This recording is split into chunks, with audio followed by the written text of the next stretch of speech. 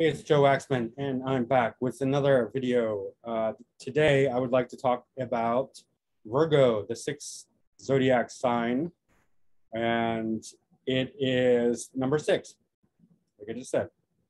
So what is the significance of number 6? Before I get into anything else, I want to talk about the number 6 because this is a part of astrology that doesn't really get addressed or talked about, the numbers, the significations of the numbers.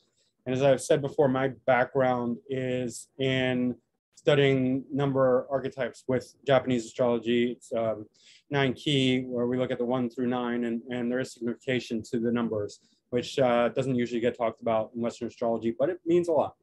So let's look at number 6. 6 is divisible by 2 and 3, 2 times 3, in fact. So in essence, that's, remember we said 3 is Gemini, 3 is the triangle.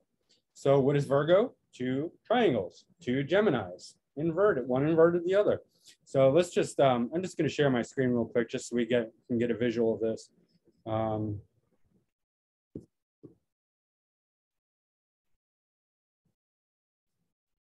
right, here is a hexagon. So this is the first image we can associate with Virgo, 6-sided. And I just chose these color image because it shows the 6 different sections of this hexagon. It's called. Remember, pentagon is 5-sided, hexagon is 6-sided. So Virgo is the hexagon. It's also what is commonly known as the Star of David. And just so we can just get any sort of stigma to this, I mean, yeah, it has been adopted by, Israel or the Jewish people, but it's really a universal shape. So I would like people to just realize that we have these universal shapes, and that they don't belong just because some people take symbols, use them in proprietary ways. Like Christianity has the cross, Jews have the Star of David. I mean, so what? Satanists have the inverted pentagram. They're just taking universal symbols and saying this is the symbol of us, but it's not the symbol of, this is not the symbol of Judaism, is what I'm trying to say, even though they've adopted it. It's a universal symbol. We could go to, let's just take, for example, like going to a different solar system, different galaxy, way out in space, and we're in a different civilization, alien civilization. They're going to use this. They're going to, because it's just such a simple universal symbol. They're going to use the cross too. They're going to use all they're going to use the 5-pointed star, because these are universal symbols. Everywhere you go in the universe, they're going to have these because they're universal. You can't get away with it. So like, I just want to separate that. It's got really, the shapes have, this is much bigger than the cultural, limited in time adoption by the Jews, with this double-sided star. It's a universal symbol. So that's how I see it. That's how I'd like everyone else to see it. And same with all the other symbols, like the pentagram, pentagon, hexagon, all the stars, all the symbolism. It's really universal. So let's not get caught up in that. What's unique is that this is 2 triangles, one on top of the other, upside down, inverted. And they are 3 and 3. So we have 2, 2, 3, 3. So that's Virgo, 6, right? 2 Geminis. I like to consider Virgo the surgeon because they can have like a Gemini in each hand, like a razor blade, like cutting things up, slicing and dicing. That's how I see Virgo. 2 triangles, they got the 2 triangles, and with the pointed edge, they're like slicing, right? Just gonna go back to the full screen for a moment. So that's this number 6 symbolism of Virgo. It's not a prime number, but it is very critical. It's like double Gemini, right? It's just got this two weapons of perception, of mental, intellectual perception.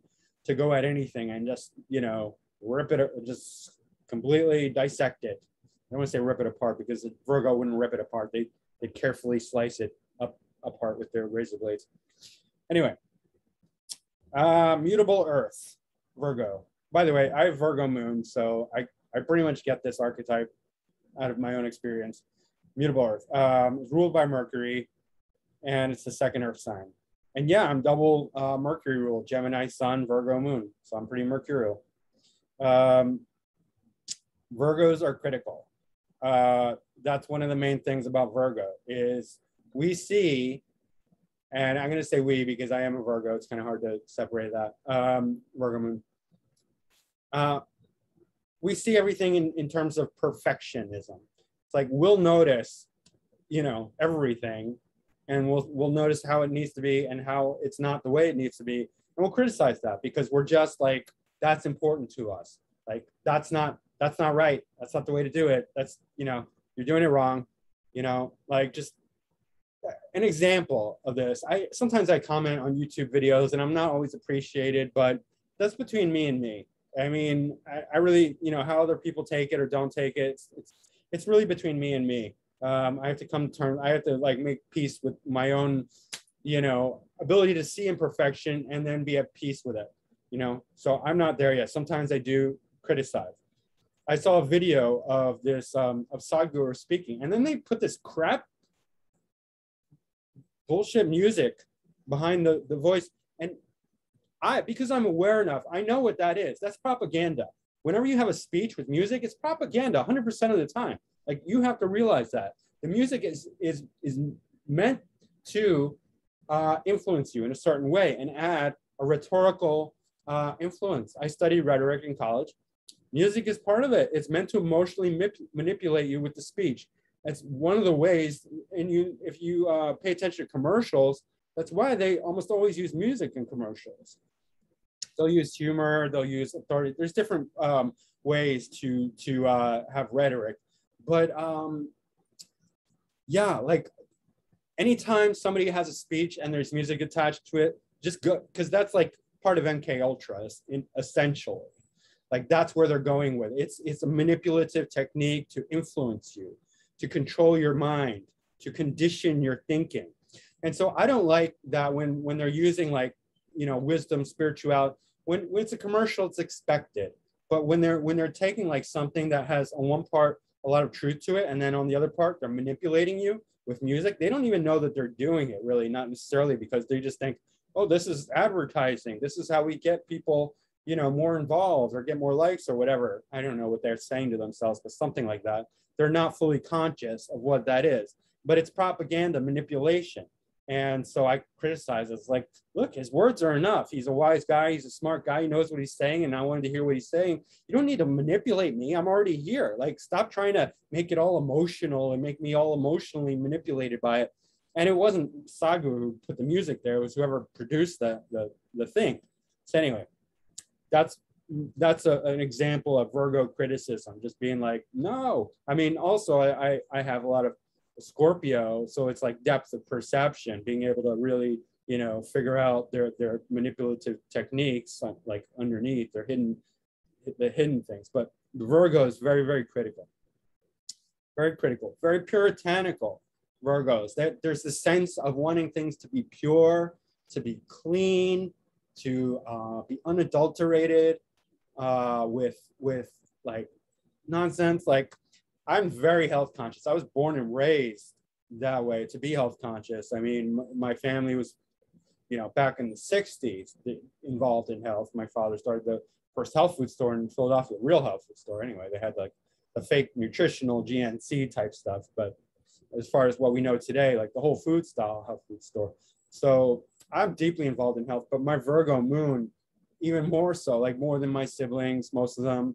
Like I take health very seriously. That has a lot to do with my Virgo moon.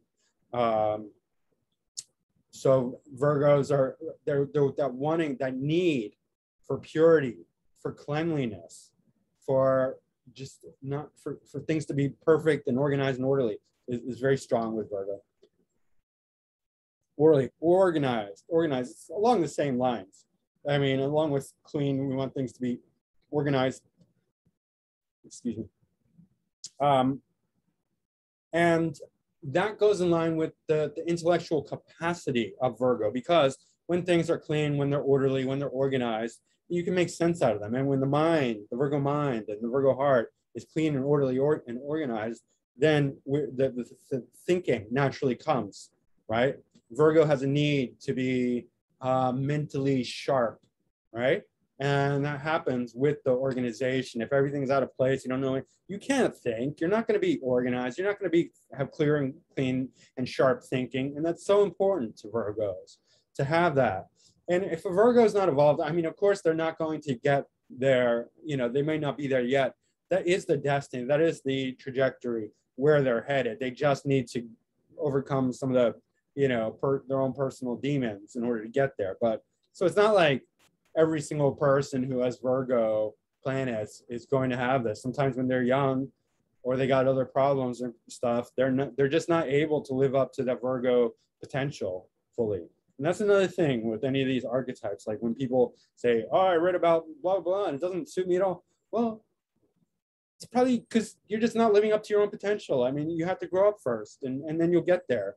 You have to deal with your trauma. You can't just go around being a total mess and be like, I don't resonate with my astrological description, because you're a mess. That's why you're a mess. Stop being a mess, and then you'll realize this is your real nature. It's like if you have like you know, a book, but it's covered in mud, and you're like, I'm supposed to read this? There's just nothing here. It's just dirty. Of course, gotta clean it off first. It's there. You just can't read it because it's covered in mud. Like your personality might be covered in dirt.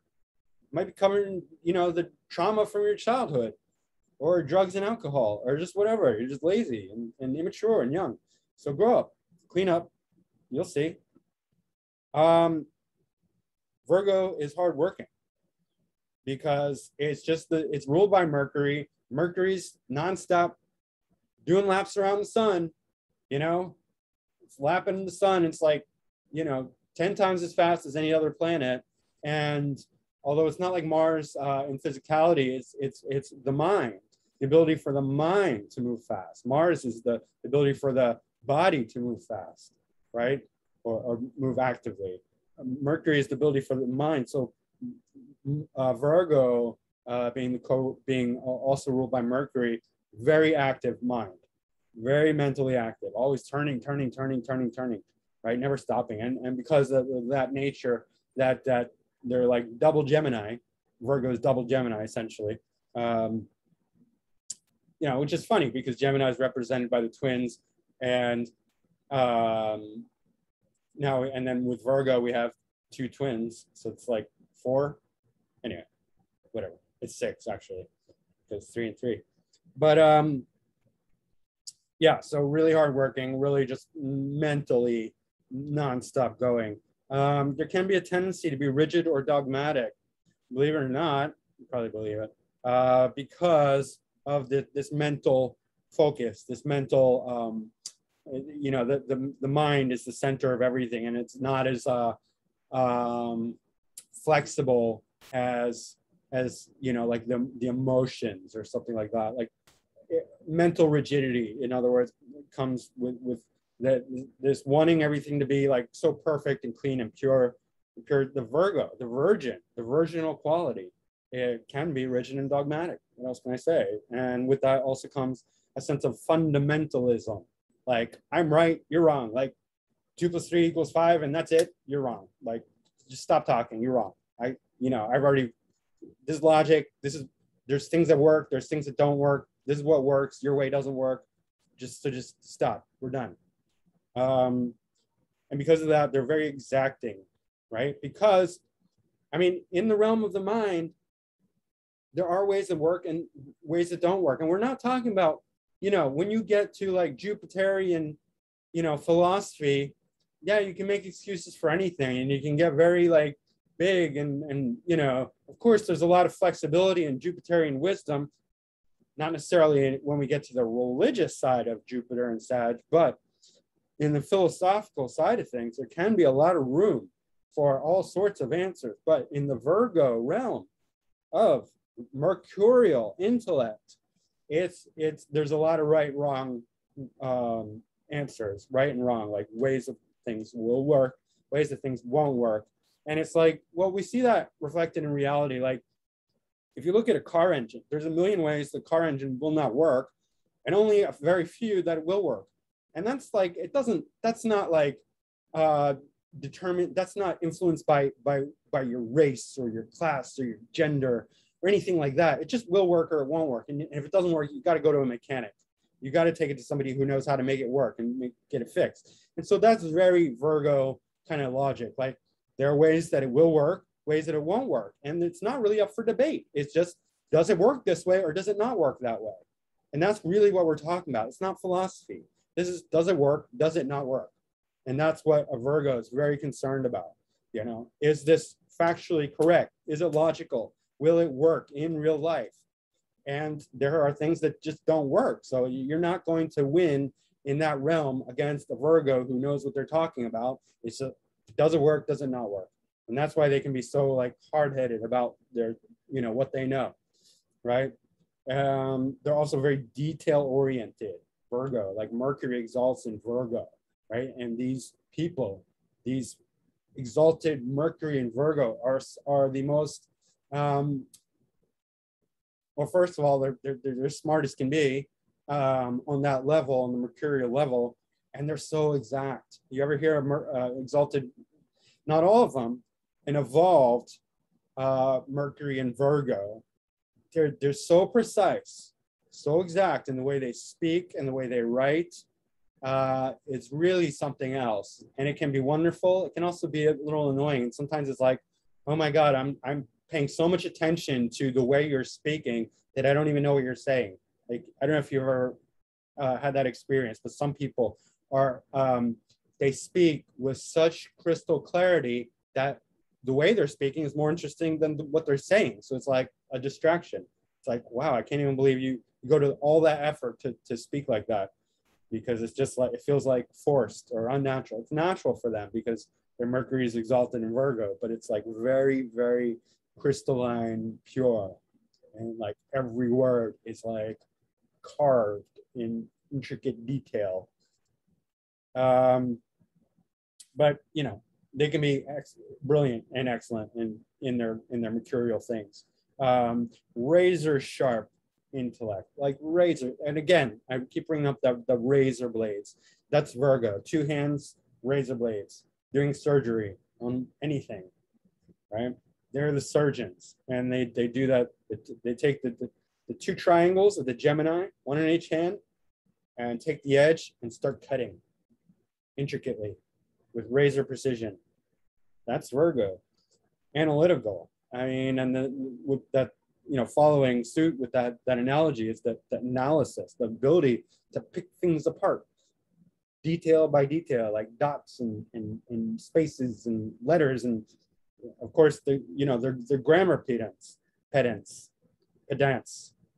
however you say it. You know, they're going to be the grammar Nazis. They're going to correct all your grammar, and I do that. I correct people's grammar because they sound stupid when they're like just, you know, misspelling words and not using sentences, commas, periods, or you know, apostrophes where they're supposed to be, or you know, putting them where they're not supposed to be. Just like, try harder. You look like an idiot. Nobody's taking you serious. Learn how to spell. Learn how to write. Virgos can be uptight as heck. Like really, like just on edge all the time. Their nerves are like, can be so uptight. I know. You know, I get that way. Very formal. Virgos come off very formal, right? If you meet like Virgos, they're just gonna look clean, proper, you know, just everything in its place, everything just, you know, nice and Virgo-ish, like church, like they just come out of church or something, right? And then perfectionists, I think I already said that. Very concerned with health and wellness. Again, that need to be clean inside and out. And just everything has got to be clean and perfect. Virgos can be dark. I mean, you know, one example, look at Amy Winehouse. I know that she had other things that made her even more dark, but Virgos can be dark because it's the sixth sign. So in relation to Aries, the first sign, it's what's called inconjunct. Excuse me. It's like the blind spot. You know, 6 and 8 are the two blind spots, and then 12, and then somewhat 2, but because of the motion, forward motion, number 2, Taurus, gets visible by the ascendant. But 6, 8, and 12 are the real bad ones. They don't get seen by the ascendant. So there's some Virgos don't get recognition as well as other signs. They don't get seen and noticed and appreciated, recognized. So there's a certain darkness, a certain hidden quality that they have. A certain ability, like also to make enemies because of their criticism. Like Virgos are just so critical. They're criticize people, and then those people feel like they're being attacked. And then naturally there's like this animosity. So enemies are natural things for Virgo placements. Mercury rules the nervous system, so they can be very nervous, right? I used to have terrible anxiety because Gemini Sun, Venus, Virgo Moon, and then Uranus conjunct the ascendant. So like my nerves are like supercharged. I have like extra sensitive nerves, and I had so much anxiety because I had trauma, childhood trauma, which I've healed a lot of, most of. I mean, definitely. Yeah, but Virgos are nervous, they're worrisome. I used to smoke cigarettes all the time and drink coffee, tons of coffee. And I shot my kidneys and my adrenals to hell. You can see that, the bags under the eyes. Teeth, you know, took some damage too. Overthinking, again, that Mercury spinning. Anxious, easily annoyed, and annoying, right? Both. Virgos are so annoyed by everyone and everything. Like, God, can't believe all you people. Like, get it right, do it right. You got to do it right. You're not doing it right. You did it all wrong. God, and they can be annoying. They're equally annoying. There's an inability to relax with Virgo. They just can't relax or let go, or at least it's not. And it's not. Again, this is the archetype. I know some of you are like, well, I can relax. I'm fun. I'm great to be around. I'm a Virgo. Okay, well, this is just the archetype because we all have different planets in different signs and houses and multiple influences. This is just purely the Virgo archetype, which nobody is. Nobody is like, you know, all the planets in Virgo in the 6th house, because then even then you have Aries ascendant. Or if it's all Virgo ascendant, all the planets in the 1st house, then even then you're still all in the 1st house, and that's not very Virgo-ish. So there's no pure Virgo, right? So just saying that, so let's get that out of the way. They have a need to be of service to others. And again, when I look at the ascendant chart, we're going to explore a lot of these themes from a different light. We'll understand it better. But Virgos need to serve others. They feel best about themselves when they can help other people, when they can do things for other people. And it makes them also like, this is also how like, is sort of like ease their own conscience about being so critical of others. Like, you know, it's sort of like, okay, well, I criticize others, but yeah, but then I did all sorts of stuff for them, so we're even, you know. Their daily routine and mundane activity is very important to them. Again, like it's relating to the 6th house, which is part of the natural zodiac. Virgo ruled 6th house natural zodiac. As pets and small animals. Now I'm a Virgo moon, and I don't want any pets. Or I'd like some fish, but so it's not always like people with Virgo want pets. I don't want pets. I don't. And here's the reason why, and it's a kind of a Virgo reason. I don't like their poop. I don't want to pick up dog poop or cat poop, and I don't want to have to take care of them. Like, okay, that's probably me being lazy. That's probably Venus conjunct Sun. But like the poop thing is very Virgo. I don't want to be around their poop. I don't like the smell of it. I don't like picking it up. Or their pee. I just don't want to deal with their pee and poop. So like, okay, dogs and cats are for somebody else, not for me. guilt and shame are going to be strong in Virgo. Not that that's necessarily a Virgo quality, because we can all be guilty or shameful, but Virgos are going to be more acutely aware of guilt and shame, and respond to their own guilt and shame on a more active level. Like if they're guilty or they're shameful about something, it's going to really inspire them, motivate them to do things to try and, you know, cover it up or feel better, or if they're more evolved, to deal with it.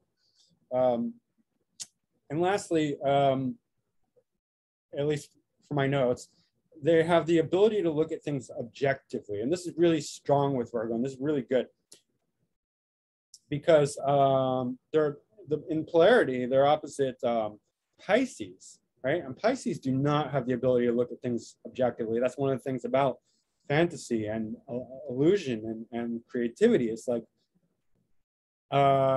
you lose objectivity. Everything's just relative and subjective, and good or there's no good or bad, right or wrong. There's no boundaries anymore in Pisces. But Virgo, we can objectify things, and that's really important for Virgo's ability to analyze, because you need to be able to objectively separate things out, hold them at a distance, look at them in order to analyze them. And that's really strong with Virgo. And that can be a real skill, actually, to objectively look at things, especially when we come to like the irrational parts of ourselves, the parts that are not acting logically or rationally. We can objectify and be like, well, why am I behaving this way? This doesn't make sense. Let's look at it. And we're like, okay, this is this, that's that. What's this? This is not supposed to be this way, because it doesn't make any sense. Like, why am I so upset? Like, why am I acting upset over nothing? And then you realize, well, oh, it's just a subconscious conditioning I learned a long time ago, and it's not really serving any purpose. It's just like, you know, skeletons in the closet. I got to clean them out. Okay, let's clean that out. Let's be done with that. That's objectification, right? As it pertains to our own internal process, our own emotions, our own, you know, shadow work. That's shadow work. And Virgo can be excellent at that. I mean, that's how I disassembled my childhood trauma, was just my own ability to objectify and objectively look at myself and single things out and look at them and just be like, what is this? What's going on here? Really look. That's the analysis, the razor sharp mind, critical mind of Virgo. It's very good, very strong in that sense. If Virgo can use its own critical nature, its own analytical nature towards perfecting itself, that's a very evolved Virgo. I mean, that's really Virgo's best use is towards its own self. Of course, that's for everyone. But when Virgo can clean itself as much as it wants everything else to be clean, when it can be clean of heart and clean of mind, then Virgo can be a real asset to the world, real help, and help others. Because you can only help others from where you're at. You know, that's really the universal law. You can't help others from you know, from a place of complete, you know, disarray and like disaster. Like if your life, your inner world, your mind, your heart are a disaster, if they're like full of muck and mud and dirt and trauma and confusion, you can't help anyone else. You got to help yourself first. So Virgo, clean thyself first. Right? I'm going to share the screen. All right. So I picked the Virgo Ascendant, Jack Kerouac. I'm not going to read his chart today. I'll read that tomorrow. But he was a Virgo Ascendant. So all of that applies. Everything I just said applies to Virgo, the first house. But let's look at the other houses. So Libra in the second house. So Libra is very social, and it's very fair-minded and just, and it's concerned with relationships, but it's also very intellectual. Let's not forget, it's cardinal air. It's a very bright sign, very balanced sign. And so Virgos, number one, with their speech, are going to be very Libran. They're going to be very fair and balanced. They're going to be very precise. They're going to be very, you know, intellectual and refined. because second house rules speech. It also rules knowledge. So what they know is going to be very, it's going to have that cardinal air quality. It's going to be very knowledgeable, very, I mean, Libra mixes excellent with knowledge because of the intellectual capacity of Libra. So their knowledge is going to be very refined and have the, you know, the high-mindedness of Libra, the cardinal air. It's going to be very good. So, you know, really well-developed, articulate speech and knowledge. And they're going to be fair and balanced with their family and their values, what they value. They value peace and they value justice and fairness, because Libra holds the scales of justice.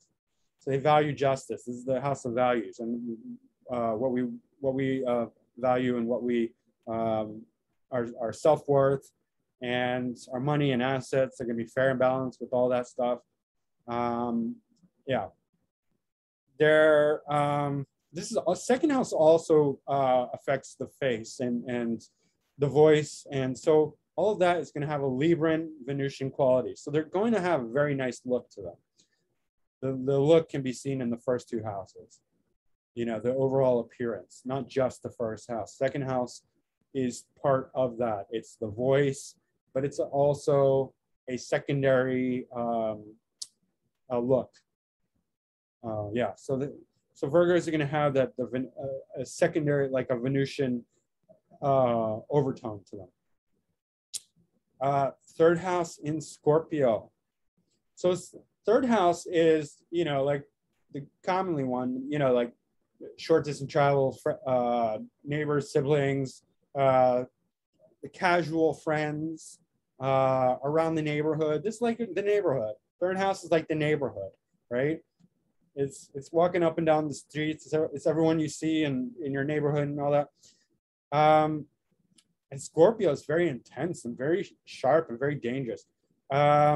This is also the house of courage and self-will and expression, expression, like communicating, writing, speaking. It's different than the speaking of the second house because the third house is where we really express ourselves.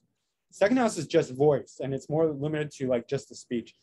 Third house can be writing and speaking, and it's also courage and self-will, determination. So Virgos can be very courageous, right? In a Scorpionic way, right? In a deep, not like an Aries way, in more like the deep Scorpio way, the calm, but the guarded, but fierce at the same time, fiercely protective. So like Virgos can be very fiercely protective of their friends, siblings, their neighborhood, their domain, their this could also indicate having sex with friends. I mean, interesting, but and I won't say what else it's, no. We're not going to go there. But yeah, it is very sexual. It's also very psychological and transformative. So, I mean, this indicates a very deep penetrating mind, because third house is also intellect. So the ability to really think deeply, and Virgos can be good psychologists too, because of this, because of Scorpio in the third house, that ability to penetrate the general intellect and have a, you know, that's psychological Scorpionic mind, and fierce competitors here too, because of that self-will and determination.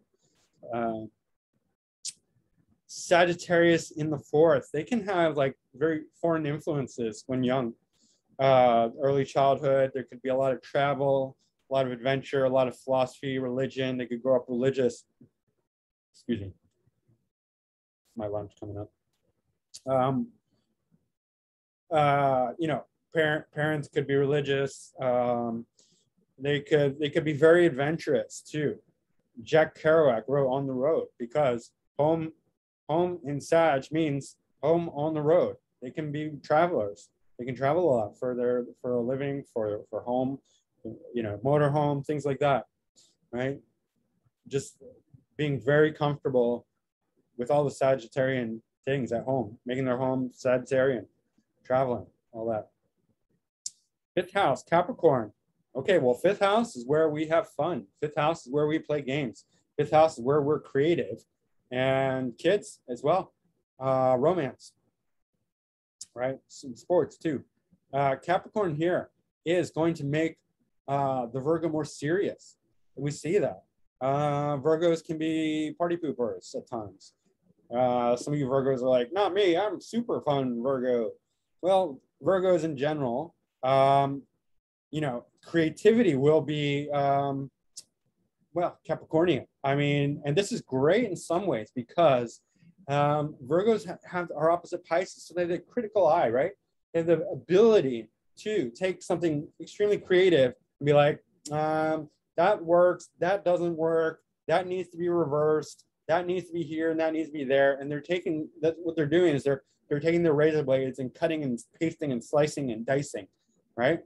And that very much fits in line with Capricorn fifth house, because here we're taking Saturn and Capricornian leadership and applying it to creative things. So they can be directors, they can be editors, they can be critics, they can be producers, organizers, managers, all the leadership type things that are needed.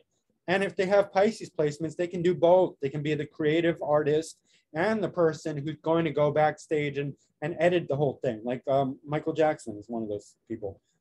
He's Virgo sun, Pisces moon.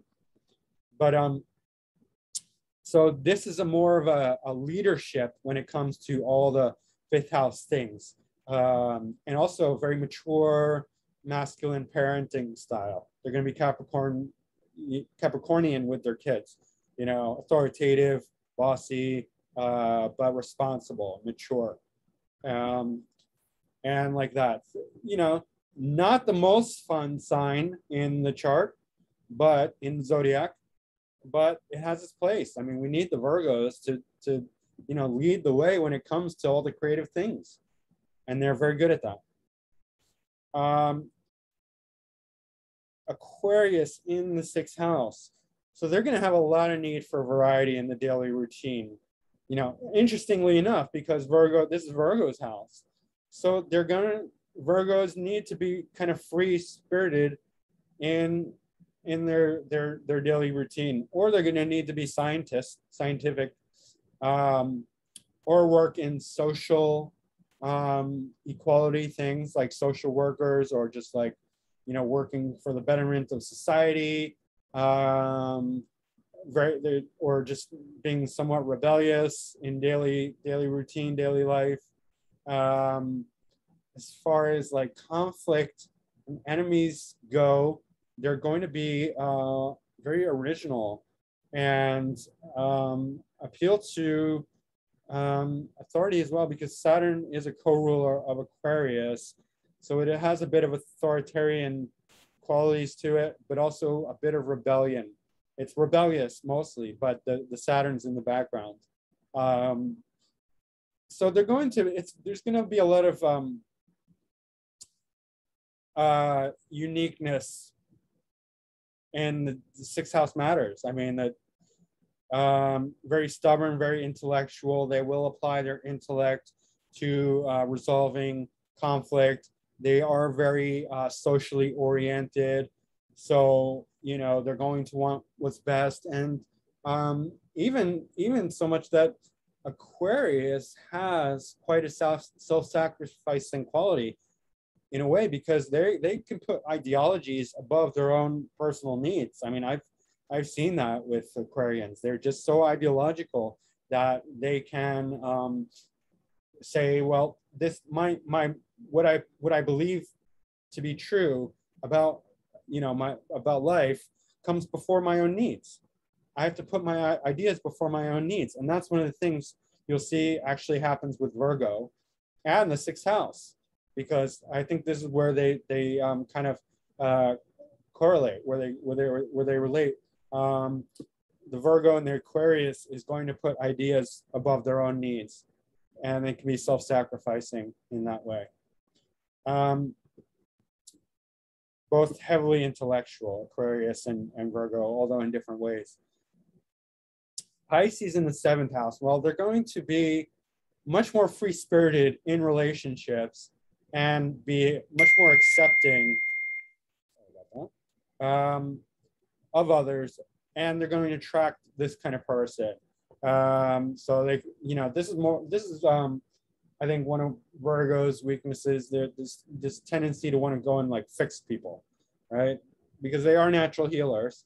They're like herbal medicine healers, food healers with food, medicine, and natural methodologies. That's the original Virgo. The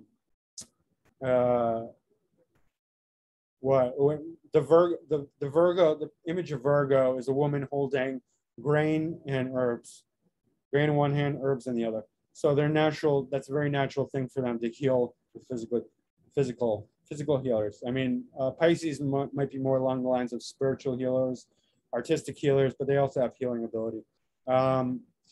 But so yeah, Virgos are going to want to take these broken souls, these broken Pisces, like the hippy dippy types, drug addict, alcoholics, and fix them.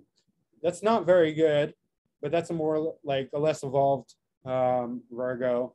More evolved Virgo will just naturally attract more spiritual types, artists, and people who are, you know, more well developed on the Piscean side of things. A general attraction towards that, right? It's not that every Virgo is going to end up with a Pisces or anything like that. No. Aries in the 8th house. So there's this idea, there's this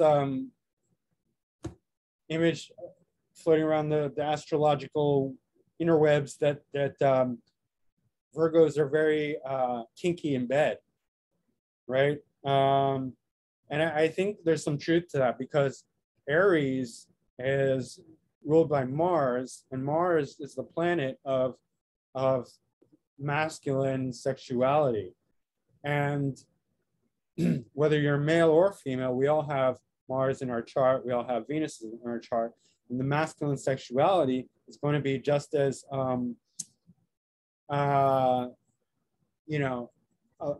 applicable to women as it is to men. Sometimes more so, but sometimes women just they can't embody their Mars, so they project it. But generally speaking, this is very aggressive sexually.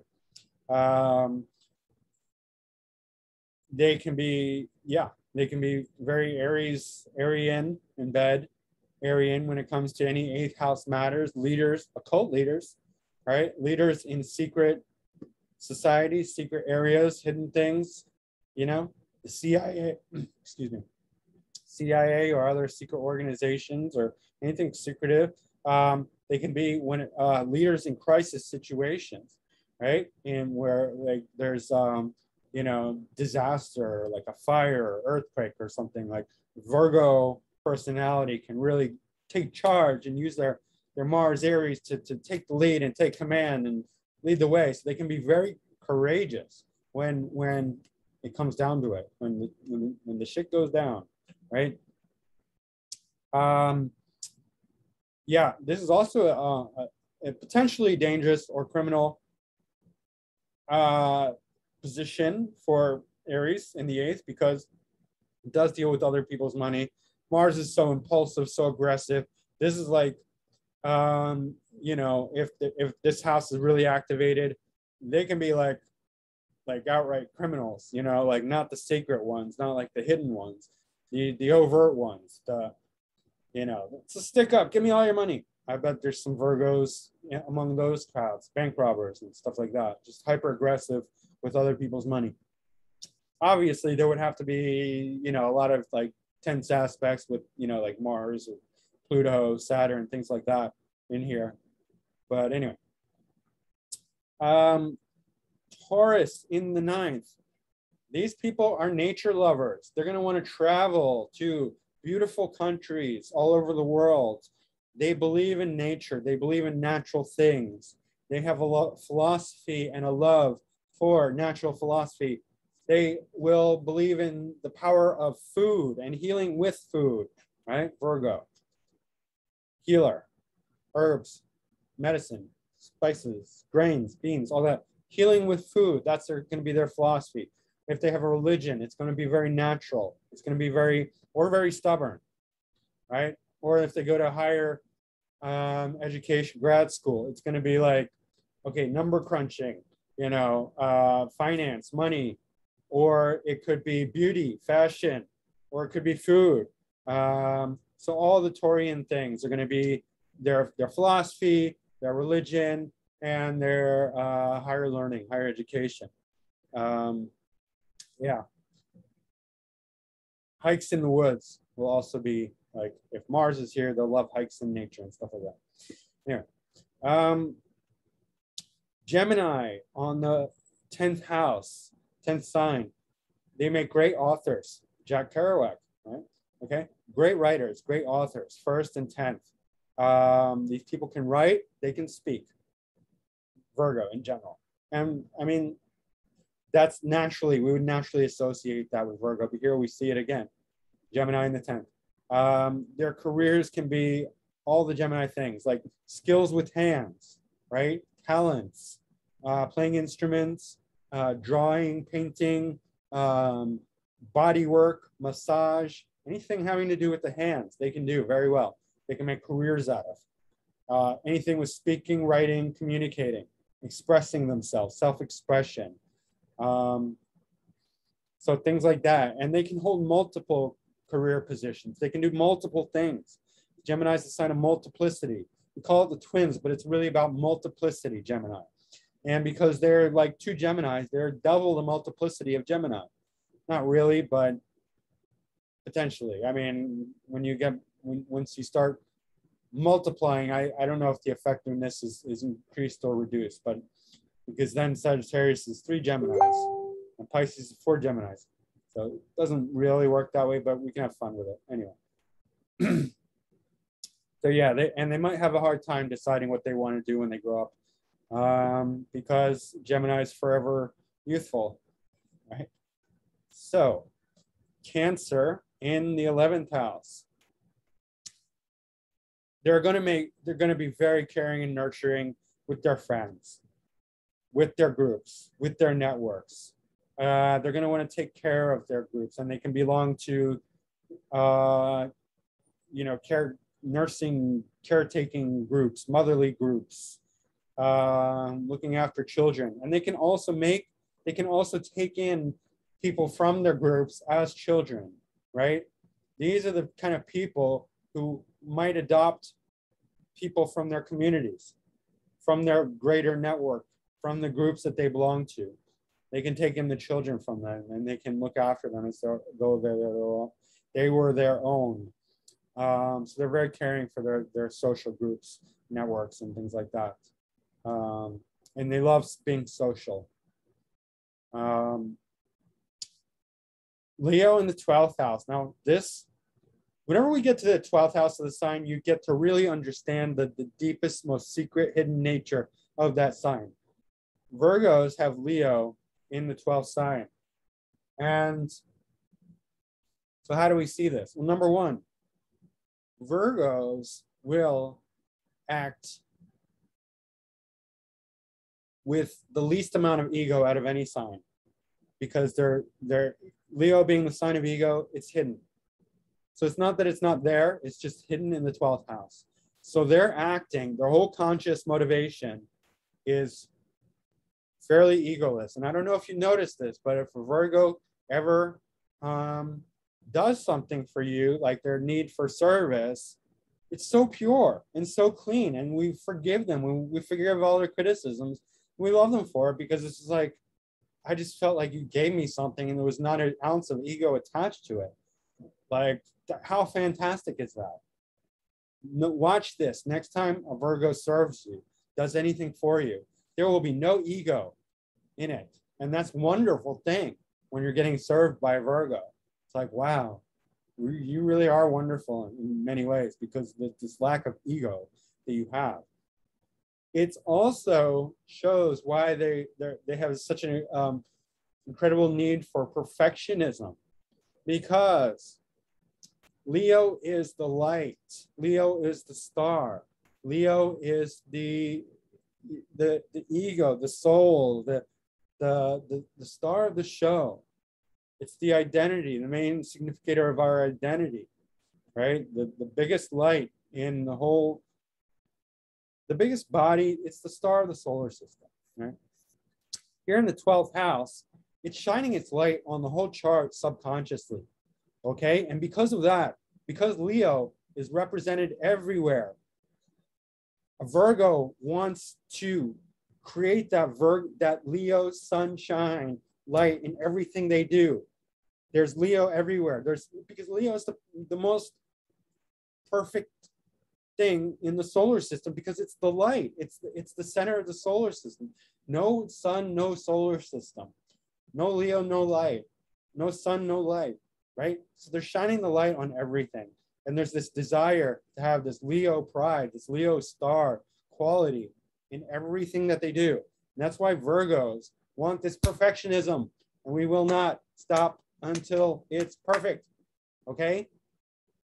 We are shining that Virgo light, Leo light from our subconscious onto everything we do. We want perfectionism. We demand perfectionism.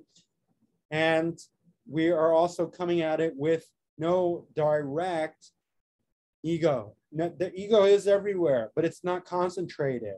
It's not focused. There's no focused ego. It's dispersed in everything we do because it's hidden in the realm of the subconscious. That's why we want perfection. We demand perfection, right? And that's why when a Virgo serves, they serve without ego. There's ego, but it's not there. You can't see it. It's hidden. It's subconscious. It's in the spirit realm. Also, extremely creative, right? Virgos do have the creative ability, especially if they have 12th house planets. Leo's creative, 12th house is creative. This is the house of Pisces. And when Pisces and Leo come together, you have great creativity, wonderful creativity with Pisces and Leo combinations, right? So you see Pisces in the 5th house. Pisces in the 5th house. I'm going to talk about that later. But Leo in the 12th house, very creative, right? So that's Virgo in a nutshell, guys. On the one hand, super critical, super puritanical, you know, annoying as heck. And, you know, we can hate them for that reason, or we love them because of the way they can just do things without any ego, without any concentrated ego. Watch that. Like, if you think Virgos just suck because they're just overly critical and everything, watch how little ego they bring to all their activities. They're just doing it. And it's like, wow, like you can just like clean the whole house, make me dinner, and you're just have no ego about it. Like, that's amazing. Like, you're not asking for anything. You're just like, you're perfectly cool with that, right?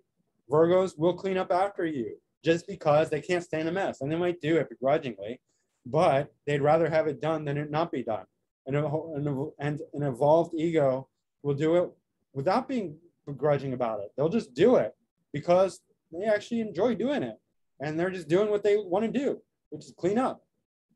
I clean up a lot. I clean up after others just because I need things to be a certain way. And I can't fault them for it because maybe they don't need things to be a certain way, but I do. So I'm willing to clean up. And I can't have an attitude about it. And my Virgo mind, my Virgo moon says so. It says, well, if you're going to do this, you can't have an attitude about it because that's not fair. There's no rational explanation for you having an attitude about it. So get the ego out, do it, clean up, and you know, that's that. So Virgos, love them, you know, because they're lovable and they need love, just like we all do. So that's it for Virgo. And well, don't forget to like, subscribe, and share. And go to my website if you want to book a reading, macroastrology.com. That's it for today. See you guys soon. Bye-bye.